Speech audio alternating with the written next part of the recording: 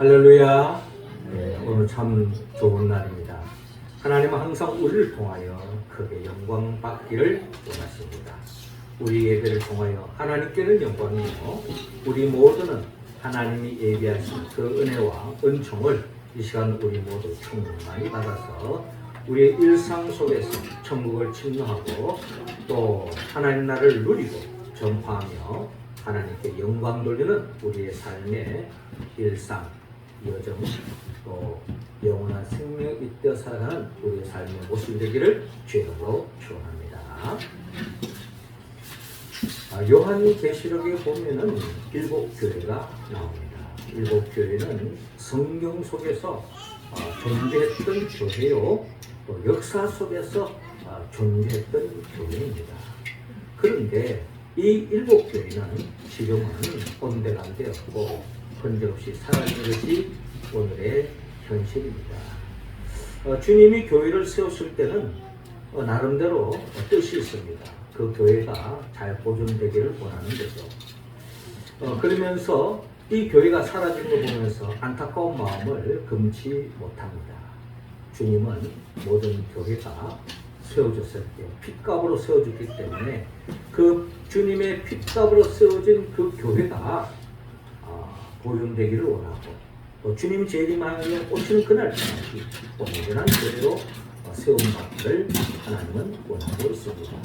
주님은 주님의 특별한 섭리와 계획과 뜻 속에 이곳에 주님의 몸된 교회 영륜제일교회를 세웠습니다.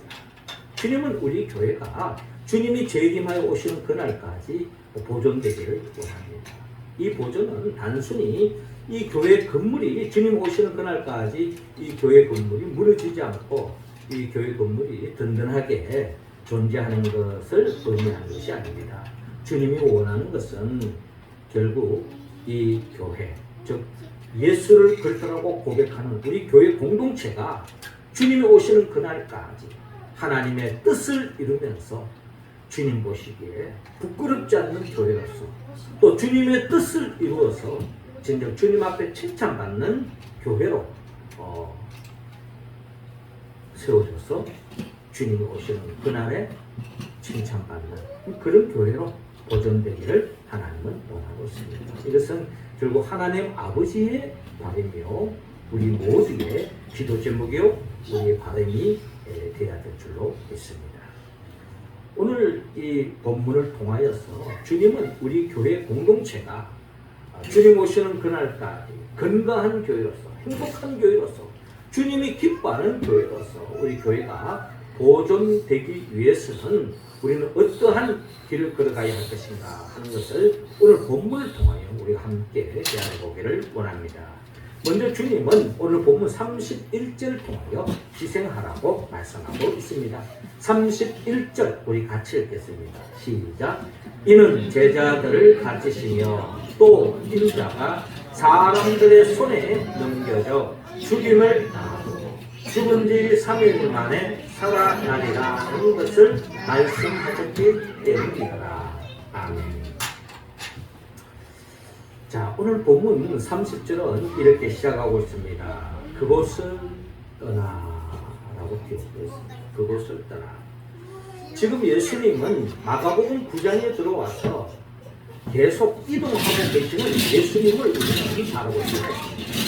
한 곳에 머물리는 것이 아니라 지금 계속 이동하고 있다는 겁니다. 무엇을 향하여, 어디를 향하여 주님은 가고 있습니까? 한마디로 십자가를 향하여 가고 계시는 예수님을 우리는 바라볼 수 있습니다. 마가복음 9장 1절 이하를 보면 예수님께서 3명의 제자들을 데리고 산에 올라가서 그 산상에서 영광스러운 모습으로 변화된 변모산상의 역사를 제자들에게 보여줍니다. 이를 보고 너무나 감격스러웠던 베드로가 주여 여기에 초막셋을 지어서 하나는 주님을 위하여, 하나는 엘리야를 위하여, 하나는 모세를 위하여 지어서 여기에 그냥 영을 입고 싶습니다 하는 그런 마음을 드러냈을 때에 주님의 말씀은 한마디로 말해서 산 밑으로 내려가자라는 것이었습니다. 산 밑으로. 그 주님은 이 세상에 영광 받기 위해서, 이 세상적인 영광을 얻기 위해서 이 땅에 오신 것이 아니라는 것입니다. 주님의 뜻은 바로 하나님 아버지의 뜻에 맞물려져 있습니다. 하나님 아버지의 뜻을 이루기 위해서 이 땅에 오셨다는 겁니다. 그래서 이 변화산상에서 초막셋을 짓고 베드로가 원하는 것처럼 여기에서 그냥 행복하게 즐겁게 좋은 시간을 보내면서 남은 여생을 보내는 것이 주님의 이 땅에 오신 목적이 아니라는 것입니다. 그래서 주님은 제자들을 데리고 산 밑으로 내려가시는데 그 산 밑이라고 하는 것은 결국 십자가를 향하여 나아가고 있는 것입니다. 그 가는 길목에 귀신 들린 사람이 있어서 귀신의 병을 고쳐주고 귀신을 쫓아내고 또 그곳에서 머무르지 않고 또 주님은 그곳을 떠나서 갈릴리 가운데로 지나서 예수께서 아무데도 알리고자 아니하시니 이는 제자들에게 가르치시며 또 인자가 사람들의 손에 넘겨져 죽임을 당하고 죽은 지 3일 만에 살아나리라 라는 말씀을 하셨어요. 그래서 이 마가복음 9장에 보면은 변화산상에서 내려오면서 주님이 제자들에게 하신 말씀이 내가 십자가에 못 박아 죽을 것이다. 그리고 죽은 지 3일 만에 부활할 것이다. 라고 주님께서 제자들에게 일깨워 주었습니다. 그러면서 또 31절에도 또 두 번째로 주님께서 제자들에게 또 반복해서 말씀하시는 거예요. 이는 제자들을 가르치시며 또 인자가 두 번째로 하시는 이야기예요. 또 인자가 사람들의 손에 넘겨져 죽임을 당하고 죽은 지 3일 만에 살아나리라는 것을 말씀하셨기 때문이더라 라고 말씀하고 있습니다. 그러니까 주님은 지금 제자들에게 산 밑으로 내려오면서 주님이 이 땅에 오신 궁극적인 목적, 즉 하나님의 뜻을 따르고 있다는 것을 제자들에게 계속 인식시켜 주고 있는 모습을 볼 수가 있습니다. 자, 그러나 32절에 그러나 제자들은 이 말씀을 깨닫지 못하고 묻기도 두려워하더라. 그러니까 이제 이 주님의 말씀이지만 주님의 말씀이니까 주님이 그냥 시름시하는 이야기가 아니잖아요. 농담이 아니잖아요. 그런데 그 말씀을 그냥 문자적으로 들었을 때에, 현실적으로 들었을 때에 너무나도 앞이 깜깜한 거예요. 도대체 이걸 어떻게 소화시켜야 될 것인가? 그 성경은 제자들은 이 말씀을 깨닫지 못했다라고 말합니다. 정말 이 말씀이 대로 이루어졌을 때에 그것이 무엇을 의미하는지 제자들은 아직까지 감이 잘 오지 않는 것입니다. 그렇다고 해서 예수님 십자가에 못 박아 죽는다고요? 또 이런 말을 했을 때에 그런 말을 묻기도 현실적으로 자기들 자신도 감당할 수 없는 것입니다. 그래서 어떻게 보면 제자들은 그냥 들은 것도 아니고 안 들은 것도 아니고 그냥 이것을 그냥 피하고 싶어 마치 뜨거운 감자와 같은 그런 상황이라는 것입니다. 그러나 주님은 제자들에게 분명히 말씀합니다. 또 인자가 사람들의 손에 넘겨져 죽임을 당하고 죽은 지 3일 만에 살아나리라. 이것이 바로 주님이 이 땅에 오신 최고의 사역이 바로 이 십자가와의 부활의 역사라는 것을 오늘 우리는 본문을 통해서 알 수 있는데 이 십자가 부활은 결국 주님이 하나님의 뜻을 따르는 것입니다. 자, 그러면 하나님의 뜻을 따른다는 것은 철저한 자기 희생에서 응답할 수 있는 거예요. 자기 희생이 따르지 않으면은 결국에는 십자가의 길을 갈 수가 없는 거죠. 그래서 주님이 늘 기도하면서 주님의 기도는 결론적으로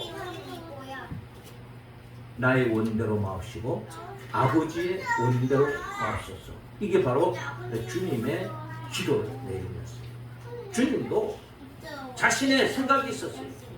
자신의 계획이 있었습니다. 자신의 인간적인 생각이 있었어요.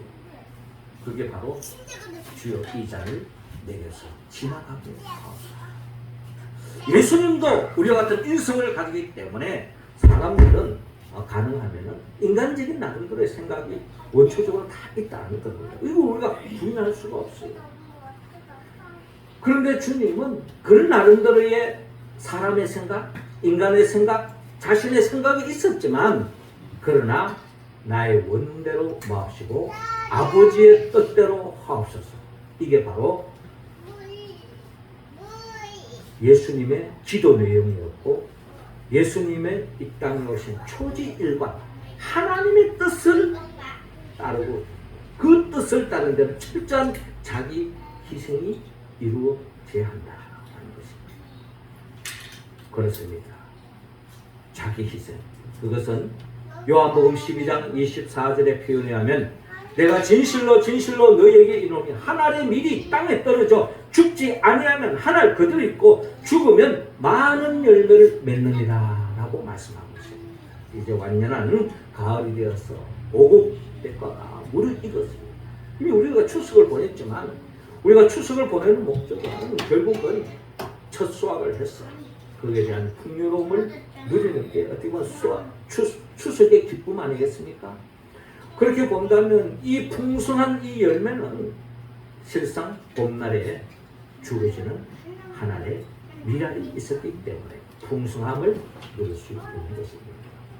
우리 교회가 주님이 기뻐하는 교회, 주님이 좋아하는 교회, 이 마지막 때에 하나님께 풍성하게 영광 돌리는 그런 교회가 되기 위해서는 우리 교회 공동체 속에, 우리 교회 속에 누군가가 죽어지는 하나의 미랄이 되어질 때에 이 교회는 주님 보시기에 정말 풍성한 교회가 될 수가 있다는 것입니다. 열매 맺는 교회가 될 수 있다는 거예요. 그 출발은 희생되어지는, 죽어지는 하나의 미랄, 즉 하나님의 뜻을 가리고 그 뜻을 이루기 위해서 희생하는 그 사람을 통해서 교회는 존재할 수 있고 교회는 건강해질 수 있고 그 사람을 통해서 교회는 보존될 수 있다. 그것도 그저 모양새만 있는 것이 아니라 정말 주님이 기뻐하는 교회가 될 수 있다는 것입니다. 주님은 이런 교회를 세우기 위해서, 이런 성도들을 세우기 위해서 주님은 십자가의 길을 걸으셨습니다. 십자가의 길, 그것이 바로 하나님의 뜻이었습니다. 고린도서 1장 18절에 십자가의 도가 멸망하는 자들에게는 미련한 것이요 구원을 얻는 우리에게는 하나님의 능력이다 라고 말씀합니다. 고린도 교회가 왜 분쟁이 났고 왜 거기에 큰 소리가 나고 거기에 왜 갈등과 끊임없는 대립과 어떻게 본다면 거기에 주님이 평안을 누리지 못했습니다. 거기는 십자가의 도를 깨달은 사람이 없었기 때문에 자기 생각만 목소리 높이고 자기 생각을 극대화하는 가운데 거기에는 끊임없는 분쟁과 갈등과 대립이 이루어졌습니다. 이 세상도 마찬가지입니다. 각 나라마다 사람마다 자기 주장을 내서다 보면 그게 전쟁이 일어나고 싸움이 일어나고 그게 갈등이 시작되는 것처럼 말입니다. 그러나 중요한 것은 우리 모두가 하나님의 뜻을 이루는 것입니다. 우리가 잘 아는 창세기에 보면 노아의 그 가정을 보면 노아의 가정은 철저하게 하나님의 말씀대로 그 말씀대로 이뤘다고 하는 것은 하나님의 계획과 하나님의 뜻에 순종하는 노아의 가정이 되었다는 겁니다. 그 가정이 철저하게 하나님의 뜻에 순종했을 때에 결국 노아의 방주가 이루어졌고 노아 방주를 통하여 그 혼탁한 시대 속에서 하나님의 창조 질서가 파괴되지 않고 하나님의 창조 질서가 심판받지 않고 하나님의 은혜로 하나님의 말씀에 응답하는 노아와 그 가정 그 방주를 통해서 하나님의 창조 질서가 보존된 것을 볼 수가 있습니다. 자, 이와 같은 놀라운 역사는 결국 누군가의 희생이 있었다는 것입니다. 노아인들 세상 재미를 몰랐을까요? 노아는 그렇다 치고 노아의 자녀들 나름대로 세상 나름대로의 야망도 있었을 것입니다. 그러나 하나님의 뜻 앞에 모든 것을 내려놓고 결국 하나님의 뜻에 집중했을 때 그 과정을 통해서 그 방주를 통해서 하나님의 구속의 역사가 진행되어져 왔다는 것입니다. 간절히 바라고 원하는 것은 주님은 오늘 다시 한번 제자들에게 말합니다. 또 인자가 사람들의 손에 넘겨져 죽임을 당하고 죽은 지 3일 만에 살아나리라. 이 말씀은 결국 예수님이 다시 한번 더 제자들에게 말씀하시고 예수님이 스스로 나는 하나님의 뜻을 이루기 위해서 가고 있다는 것을 고백하고 있습니다. 우리 교회 공동체가 끊임없이 주님의 기뻐하는 교회로 보존되기 위해서는 매 순간순간 내 생각을 내놓고 하나님 아버지의 뜻을 받들어 그 뜻에 충실하고 그 뜻에 동참하여서 하나님께 영광 돌리고 또 하나님의 기뻐하는 교회를 세워가는 우리 모습 되기를 주님으로 축원합니다. 이어 두 번째로 주님이 진정 기뻐하는 이 마지막 때에 교회로 온전히 보존되기 위해서는 오늘 보면 35절 통하여 겸손하라고 말씀하고 있습니다. 자, 35절 말씀 우리 같이 한번 읽어봅시다. 시작. 예수께서 앉으사 12제자를 불러서 이르시되 누구든지 첫째가 되고자 하면 무사람의 끝이 되며 무사람을 섬기는 자가 되어야 하리라 하시고. 아멘. 자, 이어지는 본문 33절을 보니까 가버나움에 이르러 집에 계실새 제자들에게 물으시되, 지금 예수님은 이제 갈릴리에서 변화산상에서 또 갈릴리에서 또 가버나움으로 결국 이제 예루살렘에서 지금 가는 과정입니다. 그 과정 속에서 예수님께서 제자들에게 묻습니다. 너희가 길에서 서로 토론한 것이 무엇이냐? 아마 예수님이 앞서서 가고 계시는데 아마 제자들 간에 막 그냥 이렇게 그냥 소리가 좀 크게 들렸던가 합니다. 나름대로 열띤 토론을 하고 좋게 말하면 토론이고 나쁘게 말하면 마치 싸움하는 것 같이 서로 열을 내고 그런 어떤 조용하게 가는 길이 아니라 제자들 간에 뭔가 웅성웅성하는 큰 소리가 나오는 그런 모습을 아마 들었습니다. 아마 주님은 그 이야기가 뭔지도 아마 주님은 알고 있었을 거예요. 그럼에도 불구하고 주님은 제자들에게 묻고 있습니다. 너희가 길에서 서로 토론하는 것이 무엇이냐라고 묻고 있는 것입니다. 그들이 잠잠하니 이는 길에서 서로 누가 크냐 하고 쟁론하였습니다 라고 말씀하셨습니다. 그러니까 이제 이 제자들이 그냥 아무 말도 안 하고 다들 머뭇머뭇하면서 그냥 조용히 있는 거예요. 또 뭔가 찔림이 있었겠죠. 자기들이 지금 나름대로 했던 그 행동이 주님이 나름대로 그걸 물어봤을 때 주님 모르시는 일은 없고 대답하자니 좀 그런 거예요. 그래서 서로 그렇게 나름대로 잠잠한 이유는 서로 누가 크냐 하고 쟁론하였습니다 라고 오늘 성경 본문은 기록하고 있습니다. 그 말은 뭡니까? 서로 제자들이 지금 주님을 따라가고 있지만은 서로 누가 더 크냐, 누가 더 잘났느냐, 누가 더 높으냐, 뭐 이런 걸 가지고 서로 다투고 있는 겁니다. 그러니까 지금 예수님이 가는 그 길과 예수님을 따라가는, 어떻게 보면 주님이 우리 교회로 말하면 주님의 몸된 교회의 머리가 되시고 우리 교회는 주님의 몸된 교회의 몸이잖아요. 그 몸과 머리가 따로 놀 때에 우리는 소위 말해서 중풍이 걸리면은 그런 현상이 납니다. 한마디로 병든 거죠. 정신분열증이 일어나는 거예요. 내 생각과 몸이 동일치가 하지 않고 따라주지 않았을 때, 그럼 우리가 보통 말하는 풍에 걸리면 그렇게 되잖아요. 밥을 떠서 입에 넣는데 이 숟가락이 입으로 들어가지 않고 자꾸 딴 데로 가는 거예요. 머리와 몸이 하나가 되지 않는 거예요. 지금 예수님의 생각과 제자들의 생각과는 따로 놀고 있다는, 한마디로 쉽게 말하면 따로 국밥이에요. 따로 놀고 있는 겁니다. 그렇잖아요. 지금 예수님은 산 밑에서 내려와서 지금 십자가를 향해서 지금 걸어가고 있어요. 하나님의 뜻을 위해서 지금 가고 있는 거예요. 지금 십자가라는 것은 죽음이 기다리고 있는 거예요. 그런데 지금 제자들은 무엇을 하고 있느냐? 서로 누가 크냐 하고 쟁론하고 있었다는 겁니다. 거기에는 속마음이 있죠. 누가 크냐라는 게 뭡니까? 내가 먼저 주님 앞에 부름을 받았으니 내가 더 높지 않느냐? 내가 주님 앞에 더 중책을 맡았으니 가누이와 같은 거 내가 지금 회계를 맡고 있는데 내가 돈주머니 다 치고 있는데 주님이 나를 얼마나 신뢰했으면 내게 돈주머니가 다 맡겼겠느냐라고까지 이야기하는 수도 있겠죠. 또 어떤 제자 중에는 내가 수제자다 하면서 큰 소리 치는 사람도 있을 것이고, 그 말은 뭐냐면 그게 다 자기가 누가 크다라고 하는 것은 결국 주님이 지금 예루살렘을 향해서 메시아 왕국을 세웠을 때에 자기가 그 권력의 노른자를 누가 차지할 것이냐, 누가 높은 자리에 앉을 것이냐, 여기에만 지금 생각에 빠져 있는 제자들의 속마음을 오늘 우리는 본문을 통하여 읽을 수가 있습니다. 어떻게 본다면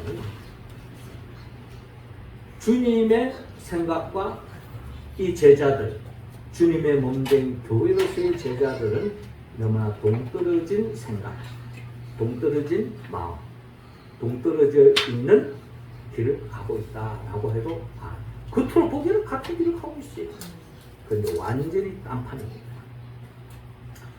예수님은 그런 제자들을 불러 모으시고 12 제자를 불러서 주님이 말씀하십니다. 누구든지 첫째가 되고자 하면 무사람의 끝이 되며 무사람을 섬기는 자가 되어야 하리라 라고 말씀하고 있는 것입니다. 우리는 이 말씀 속에서 먼저 우리가 생각해야 할 것은 우리가 이 세상에서 이 세상적인 논리로 따지본다면 나름대로 첫째가 되기 위해서, 남들보다 더 높은 위치에 서기 위해서, 남들보다 더 많은 것을 가지기 위해서, 남들보다 더 많은 권력을 가지기 위해서 하는 행동을 바라보면 거기에는 결국에는 남을 깎아내고 남을 비난하고 남에게 모욕을 주고 그렇게 하면 자기가 올라가는 걸로 생각하는 거예요. 정치판을 보세요. 대통령을 깎아내리면 나는 대통령보다 더 높은 존재가 되는 것처럼 하는 것이 오늘 이 세상 사람들의 풍토라는 거예요. 나보다 더 높은 사람을 공격해버리면 나는 그 사람보다 더 위에 있는 것으로 생각하는 거예요. 그런데 그 마음의 근저에는 교만한 마음들이 내재하고 있다. 남을 깎아야만이 내가 올라가는, 남을 짓눌러야만이 내가 올라가는 이런 나름대로의 사고, 양육 방식의 법칙이 오늘 이 세상 속에 살아가는 많은 사람들의 사고 속에 갇혀져 있는 것이 현실입니다. 이걸 누가 부추기느냐? 결국 마귀가 이런 마음을 자꾸 부추기는 거예요. 그래서 결국은 남을 깎아내리고 남을 저주하고 남을 비난하고 남을 비판하고 그렇게 해서 자기가 올라가는 하는 그런 마음들은 한마디로 교만한 마음이다. 물론 잘못된 건 잘못됐다고 이야기해야죠. 그러나 자기가 높아지기 위해서 남을 깎아내리는 것은 그것은 교만한 마음, 하나님을 가장 싫어하는 마음 중에 하나다.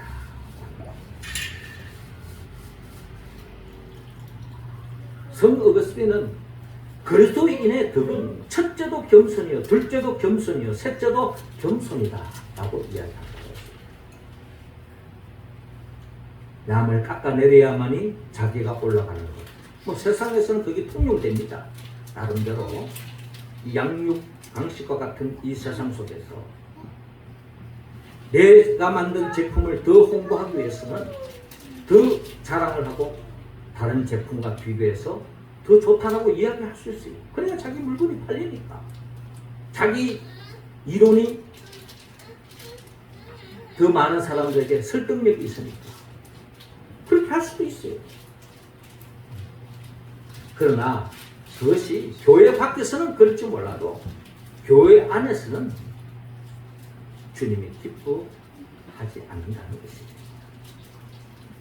내 존재를 더 부각시키기 위해서 교회 공동체 안에 그 누군가를 비난시키고 그 사람의 잘못된 것을 극대화시키고 이렇게 하는 것은 진정한 교회가 아니다. 그러니까 주님은 서로 겸손하라 하는 말씀을 서로 살아가는 데 있어서의 부족한 것을 극대화시키고 들춰내는 것보다 그 부족함을 봤다면 그것을 보완해주고 내가 힘이 되어주는 거죠. 반대로 누군가 잘하는 것이 있을 때 그걸 박수 쳐주고 칭찬해주고 격려해주는 이런 모습이 진정한 겸손의 삶의 모습이라는 것입니다. 베드로전서 5장 6절에 보면은 하나님의 명하신 손 아래에서 겸손하라. 때가 되면 너희를 높이시리라 라고 말씀하고 있습니다. 그러니까 내가 누구를 짓눌러서 올라가 높아지는 것이 아니라 하나님이 높여 주실 때가 있다. 어떤 사람이 겸손한 사람 주님은 반드시 존귀하는 대로 세워주신다.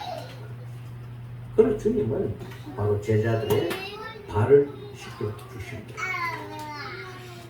어떻게 보면 제자들을 더 높여주었던 거예요. 이 발을 누가 씻겨준 거예요? 그 시대는 종들이 하는 일들이에요.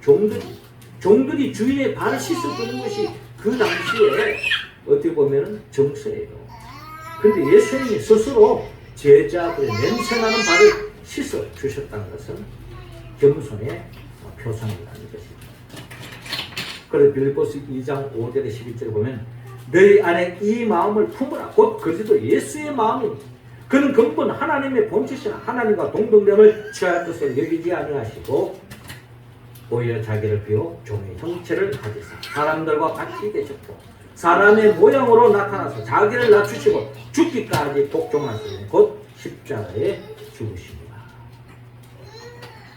이러므로 하나님이 그를 지극히 높여 모든 이름 위에 뛰어난 이름을 주사 하늘에 있는 자들과 땅에 있는 자들과 땅 아래 있는 자들로 모든 무릎을 예수의 이름에 꿇게 하시고 모든 입으로 예수 그리스도를 주라 시인하여 하나님 아버지께 영광을 돌리게 하셨느니라 라고 말씀하셨습니다.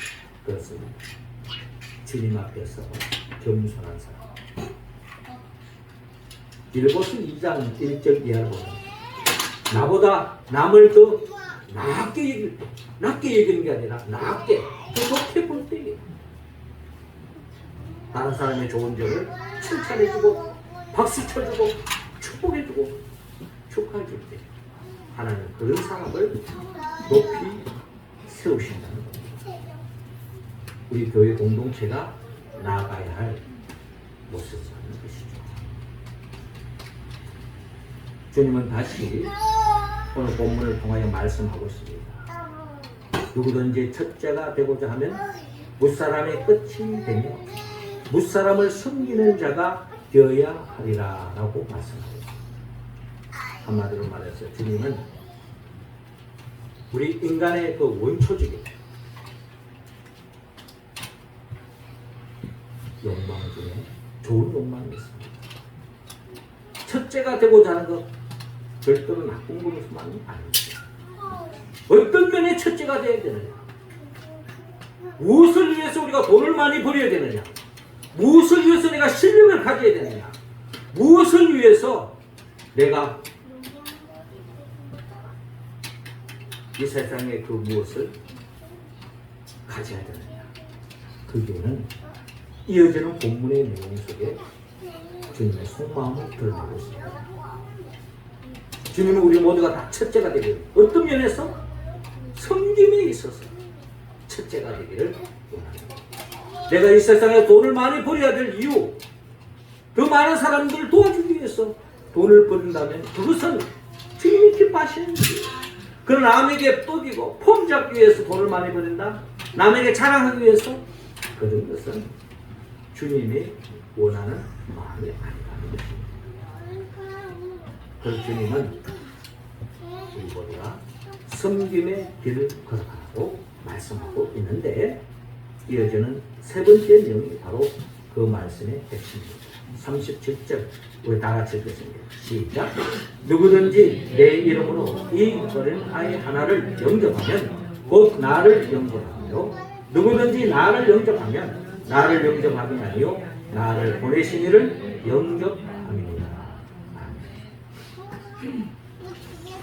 자, 이어지는 본문 36절에 자, 이런 이야기가 진행되면서 예수님이 어떤 어린아이 하나를 데려다가 그들 가운데 세우시고 안으시며 제자들에게 말씀하고 있습니다. 어린아이를 누구든지 내 이름으로 이런 어린아이 하나를 영접하면 곧 나를 영접하며 누구든지 나를 영접하면 나를 영접함이 아니요 나를 보내신 이를 영접함이니라 라고 말씀하고 있습니다. 주님은 가끔 그냥 이 어린아이를 하나 데려놓고 하시는 말씀이 내 이름으로 이런 어린아이 하나를 영접하면 곧 나를 영접하며 누구든지 나를 영접하면 나를 영접함이 아니요 나를 보내시는 영접합니다 라고 말씀합니다. 그러니까 어린아이를 영접한다는 말은 다른 말로 하면 어린아이를 잘 섬기는 것이 결국 누구를 섬기는 것이다? 예수님을 섬기는 것이다. 예수님을 섬김으로 머물지 않고 더 나아가 하나님 아버지를 섬기는 것과 똑같다라고 주님이 말씀하고 있는 것입니다. 그럼 어린아이는 무엇을 이야기하고 있는 겁니까? 어린아이는 무엇을 이야기하고 있는 겁니까? 주님이 말씀하시는 어린아이는 누군가의 도움이 없이는 살 수 없는 사람. 우리가 보통 미성년자 이런 말을 하잖아요. 미성년자가 뭡니까? 모든 생각이나 모든 삶이나 모든 생활이나 부모의 도움이 없이는 살 수 없는 사람을 우리가 보통 미성년자다. 부모의 손길, 부모의 도움, 부모의 돌봄이 필요한 사람이 바로 어린아이예요. 스스로 존재하기에는 아직 한계가 있는 거예요. 물론 스스로 존재할 수도 있죠. 운이 좋아서. 그러나 그의 삶에는 너무나도 상처와 또 굴곡과 또한 어려운 역경이 있고 결국 건강하게 성숙되어지기보다는 잘못되게 성숙될 가능성도 높다는 겁니다. 그래서 부모의 돌봄이 필요하다. 부모의 돌봄. 그 어린아이라고 하는 것은 누군가의 도움이 없이는 온전히 살 수 없는 사람. 이게 바로 어린아이라는 것입니다. 그러니까 주님이 이 섬김을 요구하는 목적은 우리 교회 공동체가 나가야 할 목적은 바로 이 어린아이들을 영접하기 위해서 어린아이를 섬기기 위해서 그것이 바로 예수님을 섬기는 것이요 예수님을 영접하는 것이요 더 나아가 하나님을 영접하는 것이요 하나님을 섬기는 교회 공동체의 궁극적인 삶의 존재의 목적이다 라고 우리는 오늘 본문을 통하여 알게 수가 있는 것입니다. 그렇기 때문에 우리가 하나님을 잘 믿는다라고 하는 말은 정말 도움의 손길이 없이는 살 수 없는 그런 사람을 외면하지 않고 그 사람을 위해서 기도하고 그 사람을 위해서 섬기고 그 사람을 위해서 나누고 베풀고 이런 삶을 살아가는 사람. 이게 바로 교회의 존재의 목적이라는 것입니다. 우리 교회가 존재해야 할 목적도 바로 여기에 있습니다. 우리 교회가 존재해야 할 목적. 이런 어려움에 처한 사람을 위해서. 또 점점 갈수록 교회가 오늘날 이 시대 속에서 어려운 교회가 또 얼마나 많은지. 교회가 이제 어려우니 목회자의 길도 어려움의 길을 갈 수밖에 없는 거예요. 그러다 보니 점점 갈수록 신학교에 지원하는 학생들이 점점 줄어들고 있어요. 이제 앞으로 가보세요. 목사 되는 사람 없어요. 이제 이런 시대에 지금 직면하고 있는 것이 오늘 우리가 가고 있는 길이에요. 주님은 우리에게 말씀하시는 목적이 뭡니까? 결국 하나님의 뜻을 이루기 위해서 희생하고, 그 희생하기 위해서는, 그 희생은 교만한 사람은 갈 수 없는 길이죠. 십자가의 길은 교만한 사람은 갈 수 없는 길입니다. 그리고 또한 이 어린아이를 섬기고 나의 도움이 필요한 사람을 섬기는 것, 이것은 우리 교회가 존재할 궁극적인 목적이다 하는 것을 오늘 본문을 통하여 적용해야 될 수가 있습니다. 마트 루터 킹은 이런 이야기를 했어요. 사람은 누구나 위대해질 수 있습니다. 사람은 다른 사람을 섬길 수 있는 존재이기 때문입니다. 섬기면은 하기가 소용없습니다. 섬기면은 주어와 동사가 일치될 필요도 없습니다. 섬기면 플라톤이나 아리스토텔레스를 알 필요도 없습니다. 아인슈타인의 상대성 원리를 알 필요도, 연력학 제2 이론을 알 필요도 없습니다.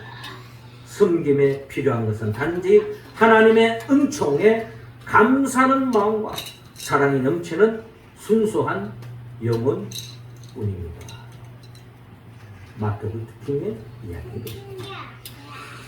그러니까 섬김도 사실 섬김을 받아본 자만이 섬길 수 있는 거죠. 진정한 주님으로부터의 섬김을 받은 자만이 섬김의 길을 갈 수가 있는 겁니다. 우리 교회가 바로 이 주님이 주시는, 나를 위하여 십자가에 못 박혀 죽으시고 부활하신 그 주님의 은혜를, 은총을 우리가 충분히 누렸습니다. 우리 모두가 성숙한 신앙으로 진정 나의 도움이 없이는 살 수 없는 그 생명을 위해서 섬김의 길을 걸어갈 때, 그런 사람들이 많아질 때, 그런 사람들이 우리 교회에 존재할 때, 이 교회는 역사 속에서 하나님 앞에서 칭찬받고 기뻐하는 교회가 되고 있습니다. 마가복음 10장 43절에 너희 중에 그렇지 않을지니 너희 중에 누구든지 크고자 하는 자는 너희를 섬기는 자가 되고 너희 중에 누구든지 으뜸이 되고자 하는 자는 모든 사람의 종이 되어야 합니다.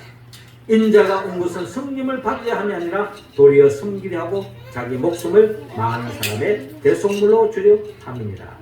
오늘 우리가 본문 읽은 마가복음 9장 다음 장에 마가복음 10장의 결론적인 말씀을 하세요. 인자가 온 것은 섬김을 받으려 함이 아니라 도리어 섬기려 하노라. 우리 교회 공동체가 이를 위해서 교회를 지키고 교회를 보존하고 이런 마음으로 우리가 나아갈 때에 진정한 주님이 기뻐하는 교회로 살아남을 줄로 믿습니다. 사랑하는 성도 여러분, 주님은 이 마지막 때에 주님이 기뻐하는 교회로 보존되기를 원합니다.